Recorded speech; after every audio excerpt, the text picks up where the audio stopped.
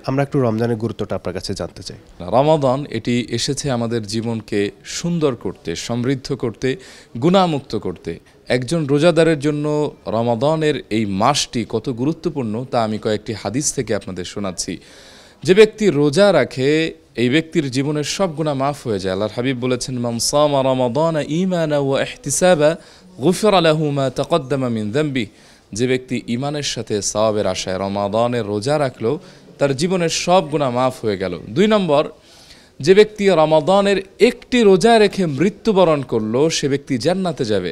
আল্লাহর হাবিব বলেন, মান সামা ইয়াওমান ইবতিগা ওয়াজহিল্লাহ খুতিমা লাহু বিহি দাখালাল জান্নাহ।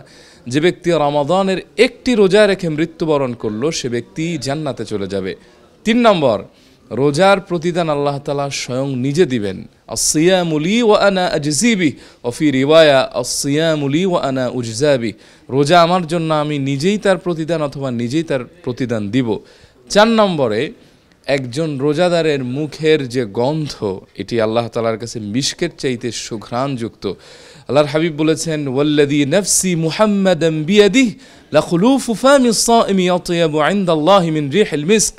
আল্লাহর নামের কসম, যার হাতে আমার প্রাণ, একজন রোজাদারের মুখের গন্ধ আমি আল্লাহ তাআলার কাছে মিশকের চাইতেও সুঘ্রাণযুক্ত। এবং 5, রোজা অবস্থায় যে দোয়া করবে সে দোয়াটি কবুল হয়ে যাবে। আল্লাহর হাবিব বলেছেন, সালাসাতু লা তারুদ্দু দাওয়াতুহুম। 3 ব্যক্তি এমন আছে যাদের দোয়া ডাইরেক্ট কবুল হয়ে যায়, এটা আর ফিরিয়ে দেওয়া হয় না। 1, ইমামুন আদিল, ন্যায়পরায়ণ বাদশাহ। 2 নম্বর হচ্ছে আস-সাইমু হাত্তা ইফতারা। একজন রোজাদার ইফতারের আগ মুহূর্ত পর্যন্ত যে দোয়া করবে সেটি কবুল হবে। এবং 3 নম্বর যেটি, সেটি হচ্ছে দাওয়াতুল মাজলুম। একজন মাজলুমের দোয়া কবুল হয়ে যাবে এবং রোজা কিয়ামতে আমাদের জন্য সুপারিশ করবে। আল্লাহর হাবিব বলেছেন, আস-সাওমু ওয়াল কুরআনু ইয়াশফাআনি লিল আবদি ইয়াওমাল কিয়ামা। রোজা এবং কোরআন কিয়ামতের দিন একজন রোজাদারের জন্য সুপারিশ করবে।